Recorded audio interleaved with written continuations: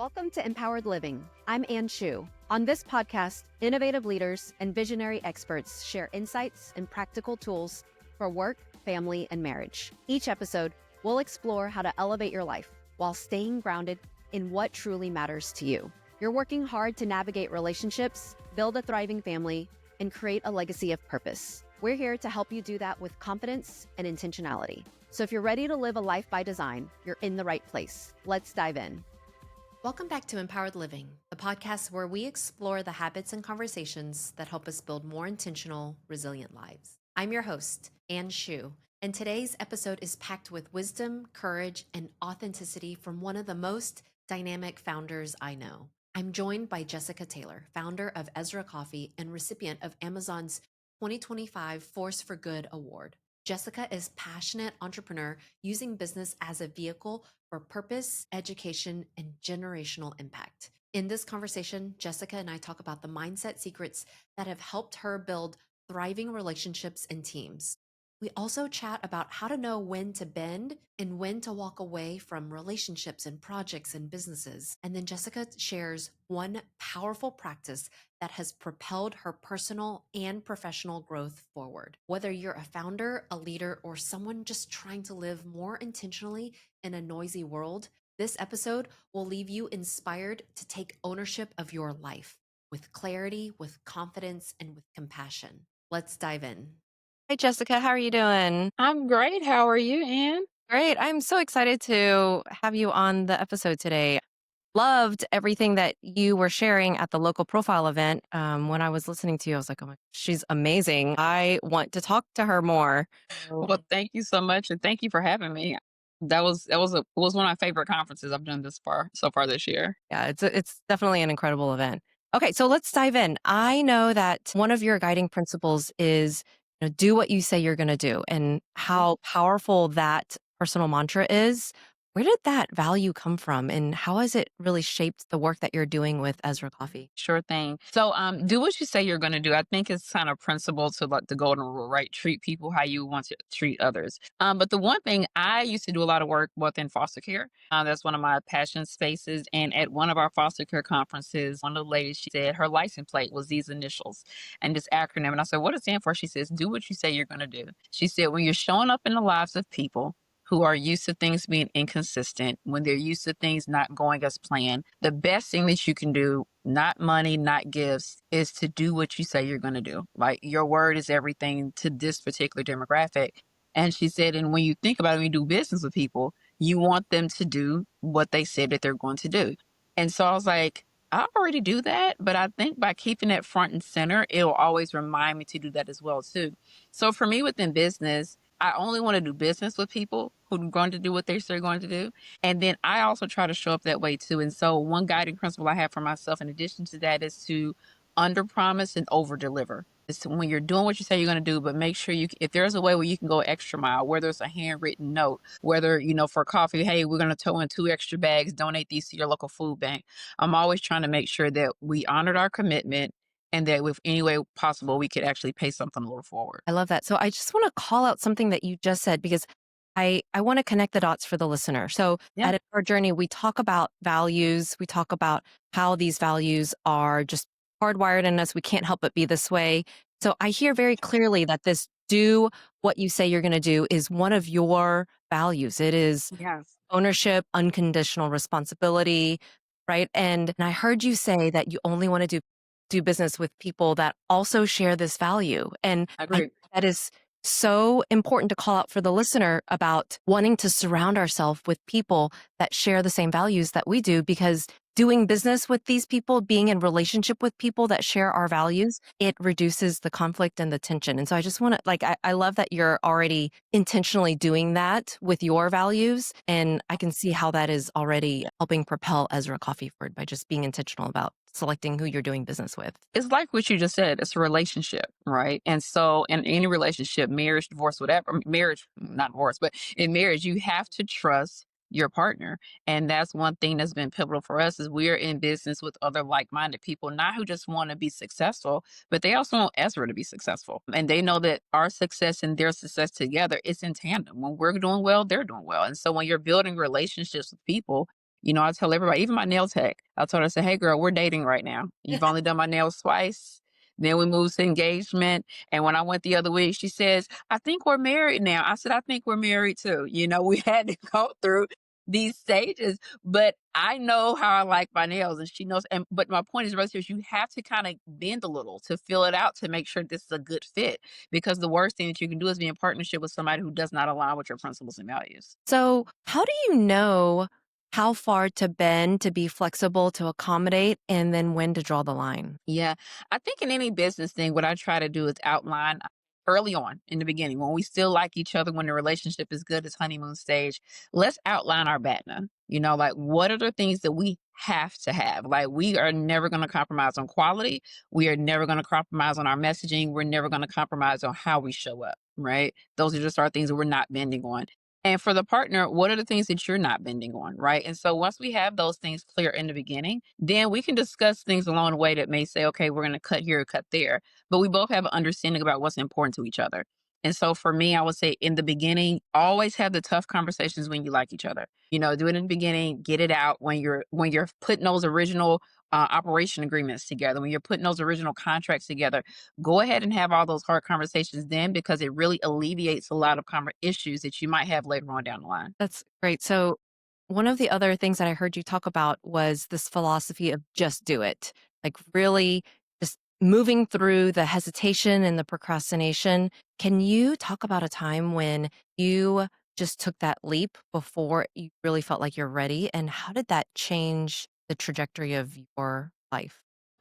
Every day. I feel like in entrepreneurship, every day you're taking a leap into something different, right? But I would definitely say was in starting this company. Like I started this as a passion project. I literally put this on Facebook February 7th, 2021. Like, hey, I opened a coffee business, try it out. In June, we were accepted into Target's program. That's 2 months of being in business.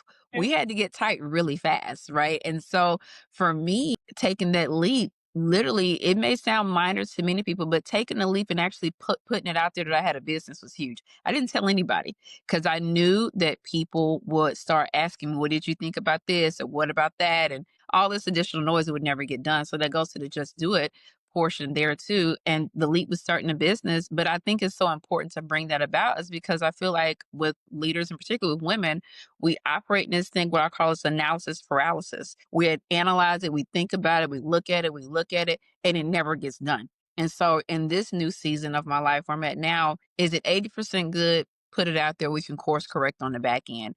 And it's worked for us because you'll be amazed at how many people have reached out in our DMs and said, hey, I saw that you guys do this. This is something I do. I want to help you guys tighten this, or I want to jump in here, or I do this and I can do that free. But if I had waited until it was what I was 100%, I may not have ever got that opportunities or those solicitations for support. What would you tell the listener that is listening to your story and they are thinking, oh, well, I'm not like Jessica. She's so courageous. She's so brave. She is able to just take action.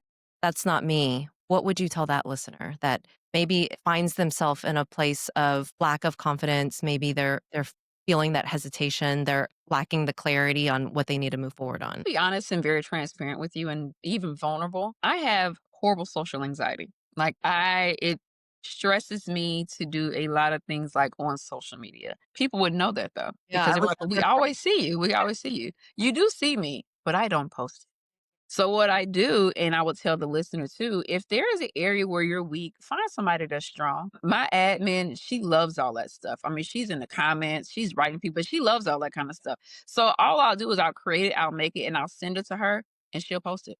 She posts it, but if I have to do it, that post is never getting out because I'm hemming and hawing. I'm Chat GPT double checking it because my anxiety's flood. I'm shaking when it's trying.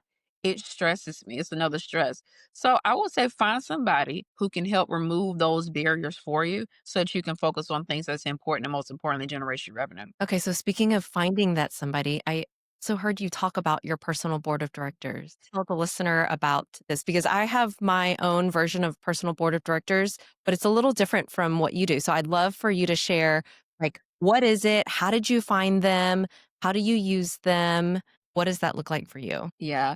So my personal board of directors, with every business, you have to have a board, right? Like, especially if you're raising capital or anything like that. But I feel that you need one for your personal life. And so my personal board of directors is a group of 5 to 7 individuals, because I kind of swap them out depending on where I am. 5 to 7 individuals that serve very unique purposes in my personal life, but also have a strong foundational understanding of Ezra. And so I have one individual. She is my spiritual partner. I go to her for prayer. I go to her when I feel like I'm being led into a fast and I want somebody to, fast with me, whatever. She is my spiritual person. And the thing about your board of directors, you have to understand their strengths and stick to them. I only go to her for things as it relates to the spiritual space. That is her role, right?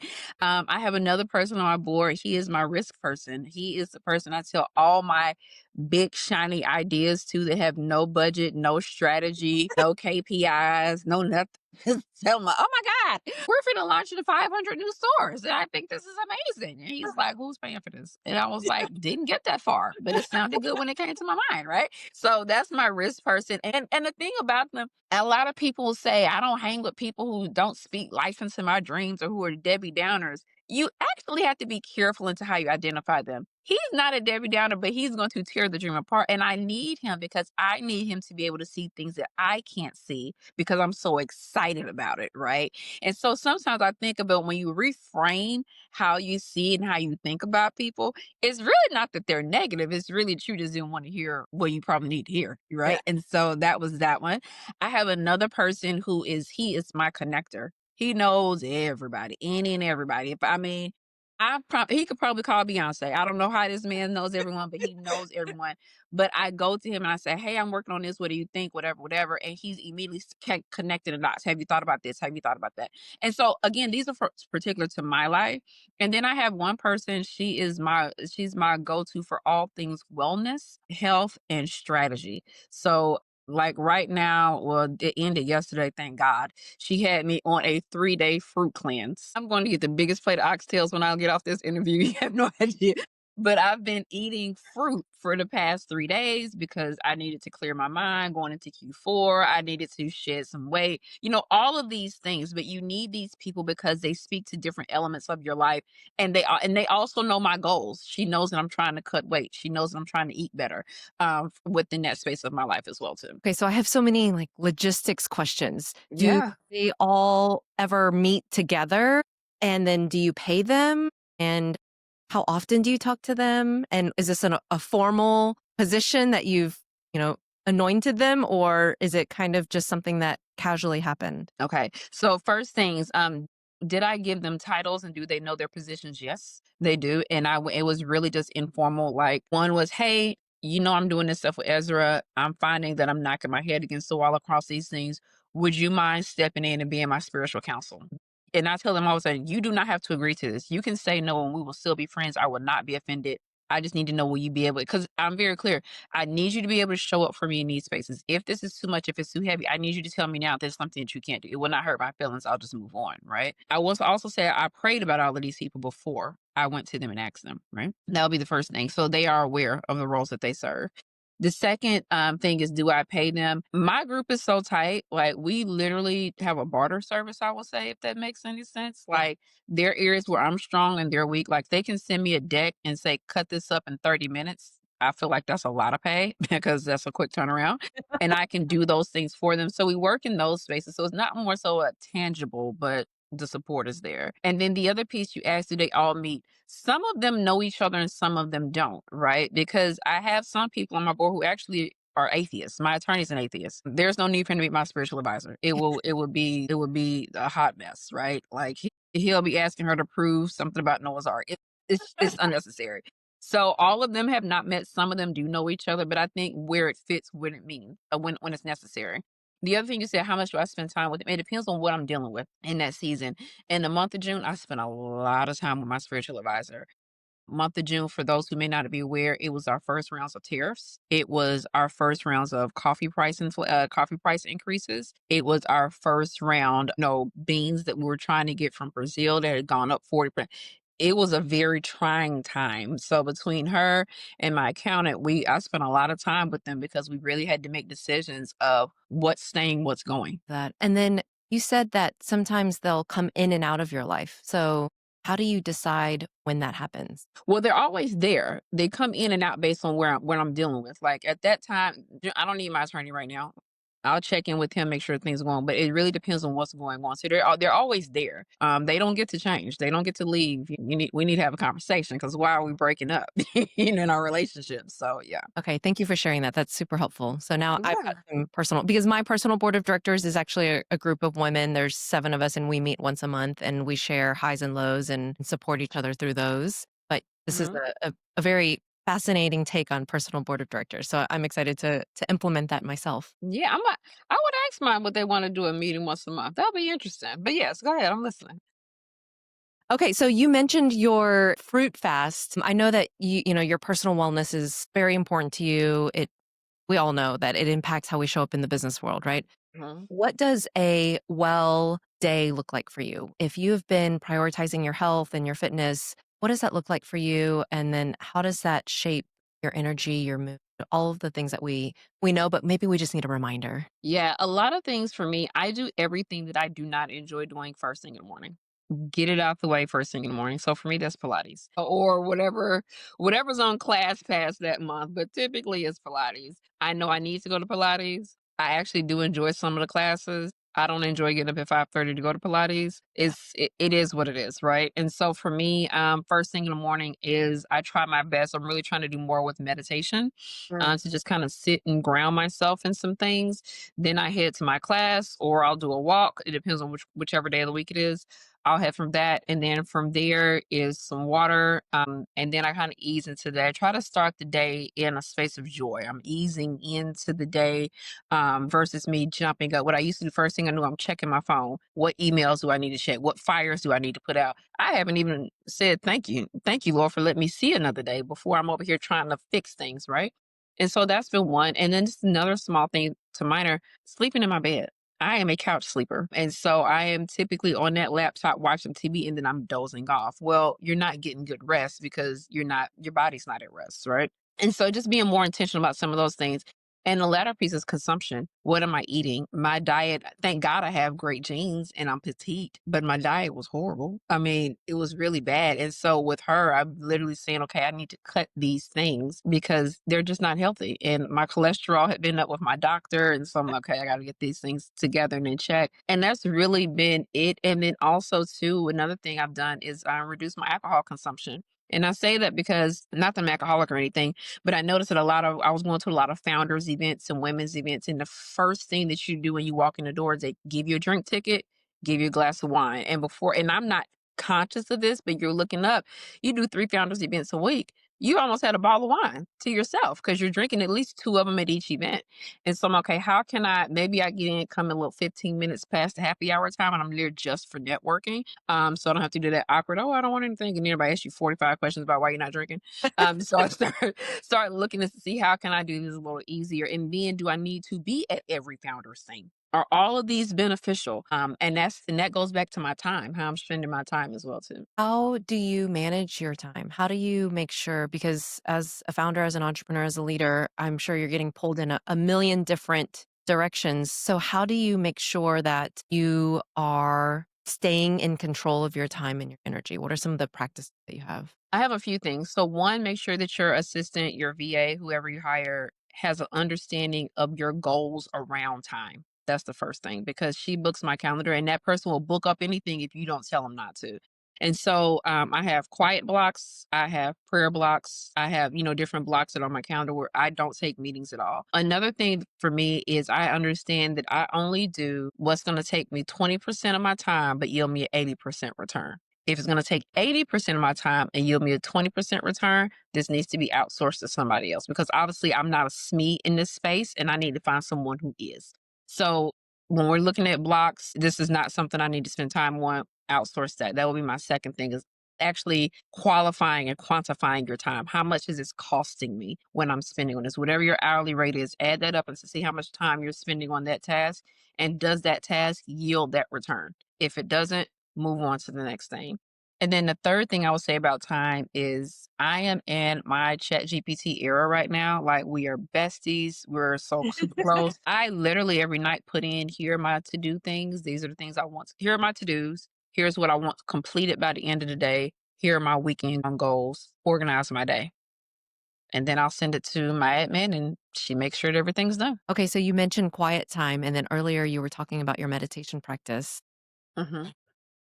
What are you doing in your quiet time blocks, and is that different from your meditation practice? It is. My quiet time blocks, I'm gonna be really honest with you, is catching up on trash. It's literally just like looking at whatever. Cause I have a block. I use this app called Opal. So I have no access to social media from 6 a.m. until 12. And Okay. then I don't have access to social media from 1:30 until 8 p.m. No, Okay. till 10 p.m. So I don't know what's going on in the world.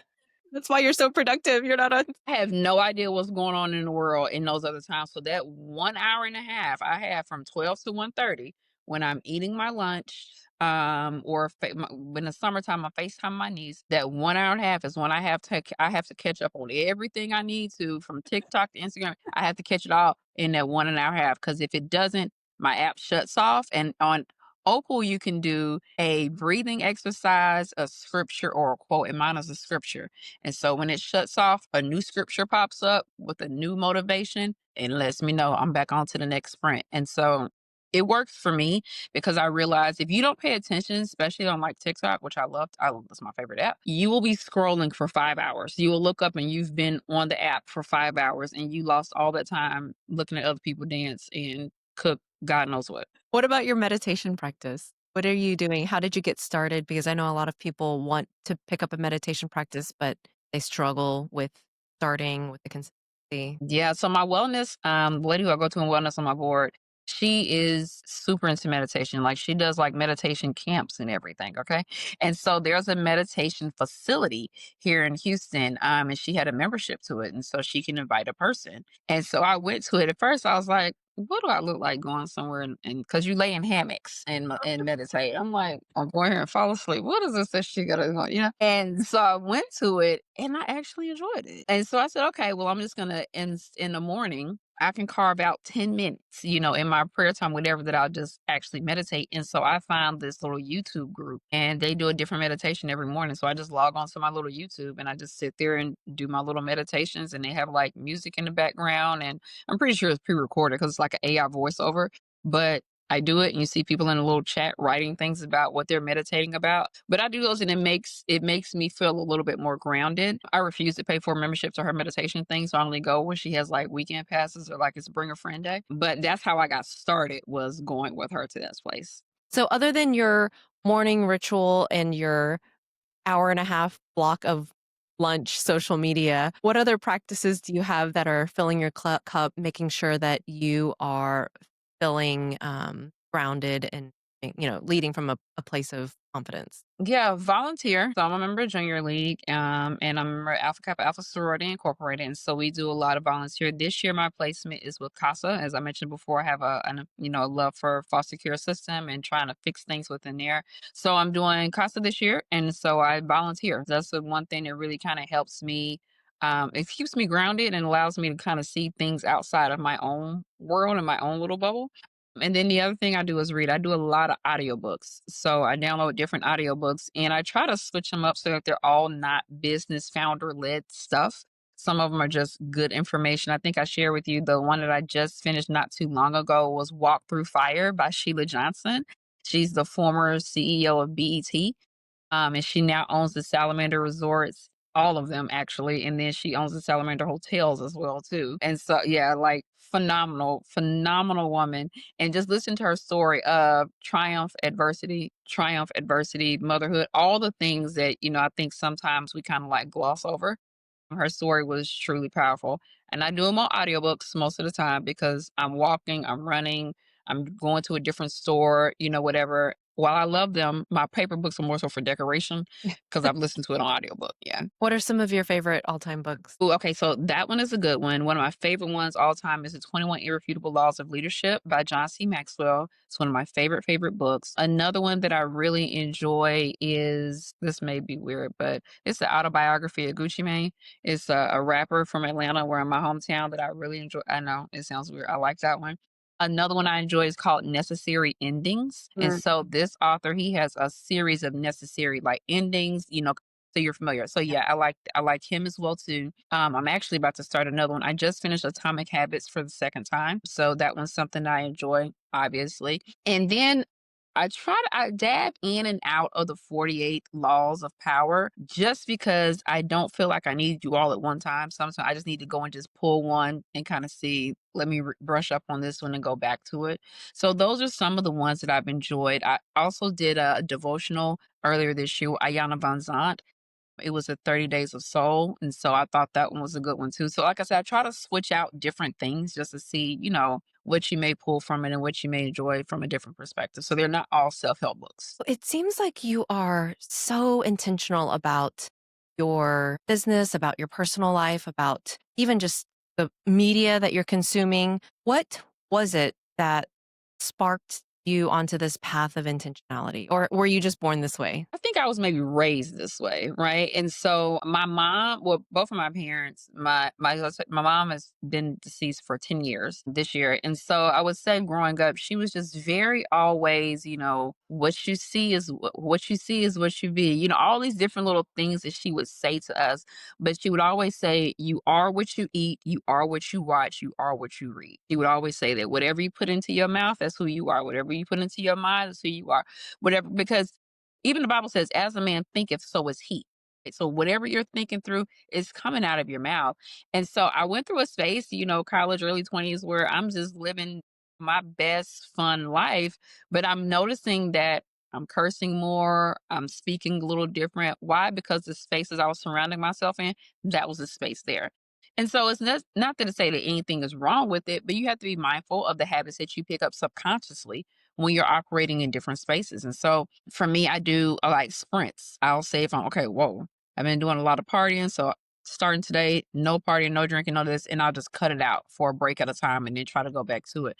But I really say intention is time, and at my mom's funeral, everyone's there and they're talking about her, and she had a slideshow, and this lady said, "Oh my gosh, she lived such a beautiful life." Like, it was amazing because in the slideshow is pictures of her and my dad when he's getting awards for his business, and her with my sister and I and all these things.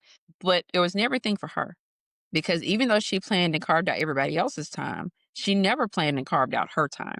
And she would always say, "Well, when this happens, I'm gonna do this. Well, when you guys graduate, I'm gonna do that. Well, when you finish grad school, I'll do this. Well, when it was always a win something else based on someone else. And by the time, to be honest, and we got graduated high school and things like, she started coughing. And this little small cough that we thought was COPD ended up being pulmonary fibrosis, which is a terminal lung disorder. And when she found out, she was already in year one. It's a 3 to 5 year life expectancy without a transplant. And she passed away the week before her transplant review. So it was just one of those things where at the funeral, I'm looking and saying, yeah, she did live a good life, but I know my mom. And I know that my mom had a lot of stuff that she wanted to do that she never got to do because she wasn't intentional with her time because she was prioritizing everybody else besides herself. And I remember one time when I went to visit her, when I was sitting with her at the hospital, she said, whatever you do, make sure you always have your own money and make sure you take care of you. And that was it. And she went back to watching she used to watch Wendy Williams. That was her girl. She went back to watching Wendy Williams. And that was all she said. It wasn't a message afterward, but I took that with me and now that I'm older, I get it. Make sure you make time for you because all the places she wanted to visit, it didn't matter. And that space, when you get ready to go see the father, all the jewels, the coats, and all the stuff that my dad would get her because we could not do something that she wanted or she planned something and work came up and we had to cancel. It didn't matter because she wanted those experiences more than she needed those tangible items. In our business, our journey, we lead workshops to help people gain that clarity of who they are, what they want, because it is so easy to get caught up in the busyness of life and serving everyone else. that many of us lose sight of all of the things that we are unintentionally punting because we think we can do it later. And that's something that we talk about in our workshops. Thank you for sharing and Yeah. sorry about. Uh, Thank you. She's good. You've shared a couple of like mantras, things that your mom has taught you. What Mhm. are some of the most important lessons that she's like what would you say are some of your favorite or most important? Oh, she has so many. My mom was the first thing she said, lady always knows when to hold them, when to fold them, and when to walk away. Every fight doesn't deserve your intelligence because I would go back and forth. She'll say, it doesn't deserve your intelligence. I'm like, "Oh, but I just gotta get this off." And she's like, let me go. I'm like, You and me are the same person. That was one thing. She said, people see you before they meet you. So make sure that you always look good. So even to this day, I'm 40 years old and I still have camisole slip and control top pantyhose. Don't ask me why. It's just still something that I do to the end of time, right? She also said everything had to be done in decency and in order. And my mother was very big on seasons changing. And at first growing up, I'm like, girl, why are we having to change these drapes before Easter? Why do we have to change the flat? Everything had to be done before Easter Sunday, white flag, all this stuff. I'm like, why are we? And she would always say, that season's past. We need to let it go and we need to usher in space for the new. And she would make us clean out our closets. What are we giving away? What would we get rid of? Now that I'm older, I see that in more ways than just getting rid of purging things. Whatever you've been carrying for seasons that you need to let go of, that can't come into this next season with you. Whether it's people, whether it's mistakes, and as founders, we make mistakes. If you carry that mistake, it'll prevent you from making another decision because you're so scared of what you did the last time, you can't do it again. Leave that where it's at. That season's past. It's time for you to move on to something else. So those would be some of them. I mean, she had so many just life lessons, but those would be a few of them that I'll just say like off the top of my head where people see you and your intelligence. Her biggest one, which is our foundation for our scholarship, was education is nothing more than exposure. That was all it was. And because she sent me, I did a study experience in Oxford, England. And I was like, why do I have to go? Ain't nobody else in my friend group. She said, I'm not worried about them. They're not my child. You're my child. You're going to go. And when I went, it was a completely different world. And I came back seeing the world different. I wanted to travel and see some other things as well, too. So those would be some of the ones I would say from her. And you mentioned your niece earlier. What are Yes. that you hope you're going to be passing down to her? Oh, my niece Roman, she's my pride and joy. She's my favorite human. How I old is feel like aunties like that. Your niece is like your favorite human. My only thing I prepare for her is that she's gonna have an easy life, and I make no mistakes about that. I don't. Some people say I want my child or something to see hard work pays off. No, she's not gonna do that. She's gonna live a very easy and glamorous and fabulous life, and I love that for her.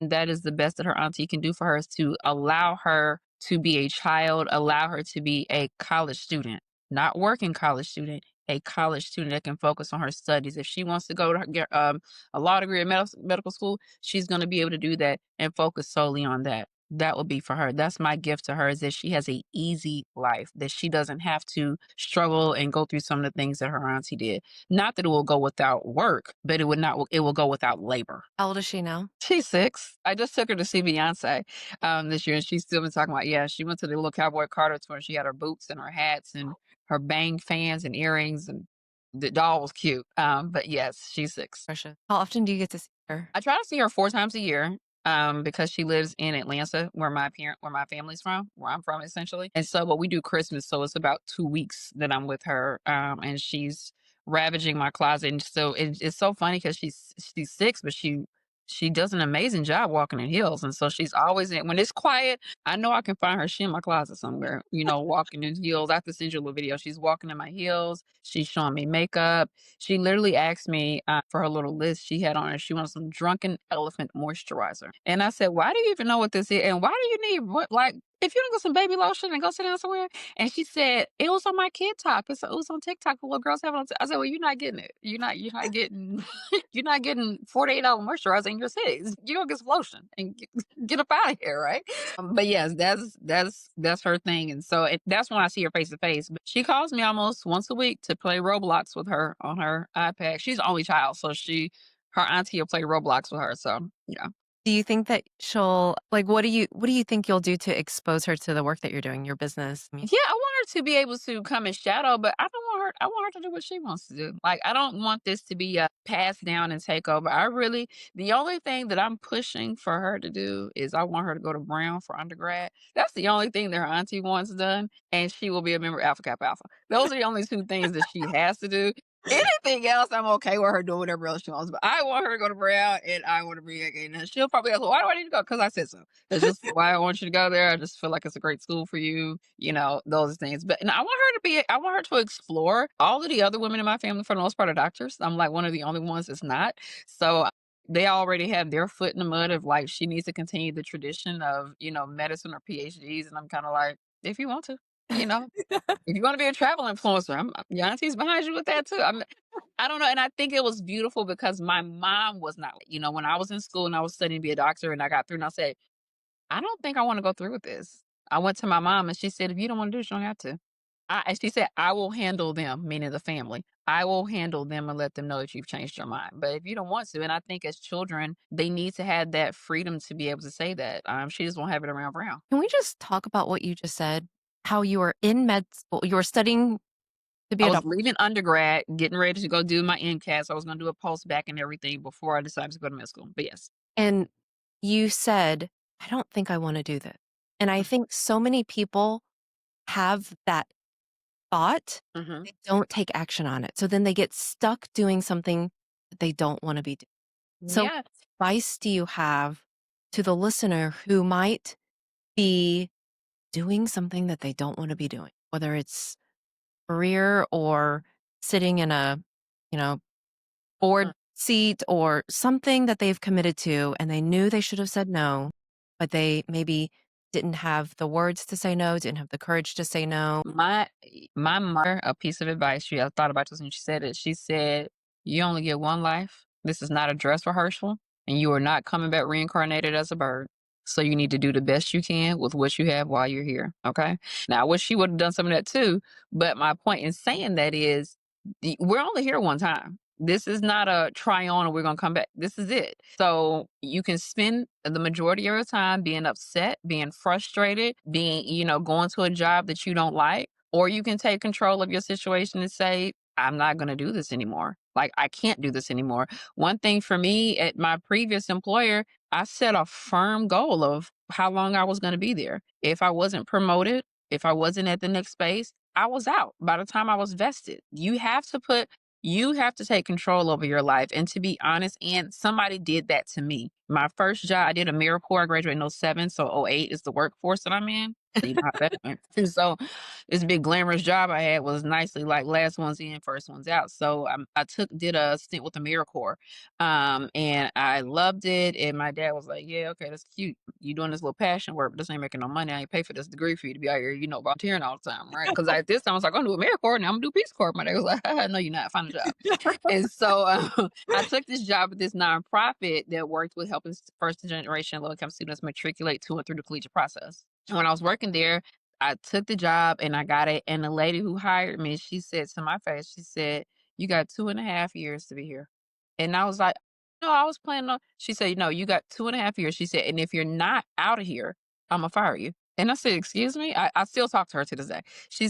"I'm gonna fire you." And I was like, "What do you mean?" She said, "You're too talented to get over here and get stuck." And she said, "And I would not be doing my due diligence by allowing you to come over here and waste your potential in this job because it's comfortable. So do your job, do your best, but you got 2 years." And she said 2.5 years. So she gave me 6 months. I was out there at 2 years on the dollar, out at the next opportunity. And it was the best thing because I would have stayed there because it was comfortable. It was easy. It wasn't hard. The pay was good. Why else would I feel the need to do something else? She pushed me and I just said, and I kept that thing. I'm only doing this for so long and then I'm on to the next thing. I'm only doing this for so long and then the next thing. And I think if you are that person who wants to do something else, and let's say you have families who are saying you're going to do this. Okay, well, if I have to do this, I have some friends, they're immigrant families. They have to do this. You've done it. You enjoyed it. You did your 2, 3 years. Okay, now it's time for you to do what you want to do. You honored your parents' request. Now you can go ahead and move on. But it doesn't mean that you have to stay there forever. And another thing, too, is I believe in trying things on because you may not like how it fits. And what I mean by trying on, let me see if I can do this from 5 to 9 after I get off work. And if it's something I really want to do, then I'll make the for real leap and to jump over here and do it. Sometimes you just need to try stuff on. Sometimes you're bored. You don't dislike it, you're just bored. So I think when you're kind of putting your foot into different spaces, it works out. But you control your life, you control your space, you control your time, and you control your destiny. If you have a hard time being able to communicate that, like I said, I did. My mother was the one who went and delivered the message, not me. Find someone around you who can speak for you when you can't speak for yourself. And my mom was able to do it. She said, because she knew what my concern was, she said, I'll take care of them. And she handled that for me. And I don't even know what was said. No one's ever come back to me and said that they weren't proud of me, that they were upset that I chose to leave, that I decided to do something else. I've never heard anything about it. She handled that for me. So sometimes we need people in your life, not some all the time. You need people who can speak for you when you can't speak for yourself, and not just when you're incapacitated. I wish I had gotten to. She's a gem. I tell people all the time, I said she's somewhere up there organizing the choir. And my mom was a first lady, and she used to do all the community breakfasts on the first of the year. I said she's somewhere up there organizing a choir with a root beer float at the right hand of the Father. Like, okay, y'all need to get this together. She's telling somebody what to do. I can guarantee you, she's telling somebody what to do. Love that. Okay, so we haven't really had a chance to talk about Ezra Coffee and Yeah. how you guys are making an impact. So can you just share a little bit about the incredible work that you're doing? I know that you just received a huge award from Amazon. Tell us about that Yes. award. Yeah, listen, the Lord is good and the Lord is a blessing. We are the 2025, one of the three recipients of the 2025 Force for Good Awards on behalf of Amazon. And this is an award where they thank you, honor small businesses who are making an impact beyond the bottom line, which is within your community as well. And so what we do is we use a portion of our proceeds to pay off the holes on students' accounts so that they can leave school with a college degree and not just student loan debt. And people may say, why do you even care about that? Why does it matter? I used to work in higher education and also with scholarships. And we see a lot of kids come in and they would leave, not because they had bad grades, not because they're homesick, but because a hole was put on their account and their families can't afford to pay it off. And so we go in and pay that hold off so that they can stay on campus and finish their degree. If those holes are not paid, that student will have to leave. And you can't get your transcript, so you can't transfer. You can't go to another campus. You literally just going home with student loan debt that starts collecting the moment they find that you're no longer enrolled. And you have no job because most jobs require a degree and you don't have a degree. So we work to address that and close that gap. So that's our biggest give back we have there. In addition to that, we also provide internships to students and we do senior capstone projects with local universities. I mean, we do those because it really kind of helps the university and helps us. One, the students work with us for an entire semester, building out strategies, whether we want them to work on marketing campaigns for us, whether we want them to lead a financial overhaul, whatever it is we're doing, but they get to do that with us for the semester and receive college credit for from their university, from them being a part of it. The university can offset by saying, hey, these kids belong to you. We don't have to worry about curriculum. They just do check-ins. It works really well. And then two, the students really get the opportunity to say, okay, is this something that I really want to do? We had a group from SMU 2 years ago, and one of the girls was just committed to saying that she wanted a CPG business. And I said, you sure about that? And so I have them demoing in HEB on Saturdays. They are in there handing out samples. I had her doing price adjustments. I had her doing coupons and merchandising and determining how many coupons. I mean, she was in the thick of it. And at the end of the semester, she said, I don't think I want to do this anymore. I think I want to do the marketing. I said, exactly, because TikTok will make you think this thing is easy. And she realized, but I'm glad that she did it because she knows now where she wants to spend her energy, right? So she wants to now work with small CPG brands from the marketing side, not necessarily owning her own. And that's perfect. Saves herself a lot of time, money, and stress. So those are some things that we do within Ezra. We also donate a lot of coffee to local food banks. We are a premium brand, but we want other people to be able to experience premium coffee too. So we donate to local shelters, domestic violence shelters as well, foster care agencies, so that they can have some in their break rooms. We also just did an event with Parkland Hospital for their trauma center, so they have coffee there as well too for them to be able to sip and enjoy. That's amazing. I love what you are doing with your business, how you are Oh, thank you. using it as a force for good. Yes. So if listeners are listening and they want to support your mission and be part of the impact that Ezra Coffee is creating, how can they get involved? How can they help you? How can they support you? Well, listen, the first thing you can do is get you some coffee, right? And that will be at EzraCoffeeCO.com. So they can shop us on our website directly. If they want it tomorrow, they can shop us on Amazon Prime for ground ones. We also follow us on social media too, EZRACOFFEECO, so Ezra Coffee Co. They can find us on all platforms. Follow us on social media, stay connected. We actually have some volunteers from the local profile event who are about to do some stuff with us for this holiday season. So we're always looking for people to join. We even have a taste tester group. I know it sounds odd, but we have a taste tester group where when I'm coming up with new blends, so I don't mess up a lot of money and put out something people don't like, I send it to our taste testing group and they say, hey, yeah, we'll sample these blends and let you know if we like this, if you don't think this is sell. And it allows us to try stuff out before we put it on the market. And they enjoy getting their free samples. So it just kind of works all the way around for us and who is important because we're a business, but we're trying to build more of a community where people feel like they have some ownership and connectedness to it. So even with the scholarships that are going out, everybody's getting an email. These are the scholarship recipients for this year. These are the schools that they go to. These are their majors. Here are three amazing things. I mean, and we have an aviation engineer this year. We have a psychology student. We get food science. Like we have some of the most eclectic group of kids that apply for the scholarship every year. So yeah. Thank you so much for the incredible work that you're doing. And thank you so much for being on here today. Yes, thank you for having me. Oh gosh, I can't wait to continue this conversation. You're doing amazing work. So thank you for everything. Oh, thank you for having us. And thank you for what you're doing, allowing people to tell their stories and connecting other amazing people to founders and women leaders and things like that. I think it's amazing. There are so many podcasts, but I really enjoy the platform that you built and the stories that you're sharing. Thank you, Jessica. Yeah. Thanks for tuning in to Empowered Living. I hope today's conversation sparked some inspiration and gave you tools to live more intentionally in your family, work, and life. If you enjoyed our episode today, be sure to subscribe so you never miss an inspiring story or actionable takeaway. And if you know someone who would love this episode, share it with them because living an intentional life is better when we do it together. Until next time, remember, the life you want doesn't happen by chance, it happens by choice. Let's keep creating it one step at a time.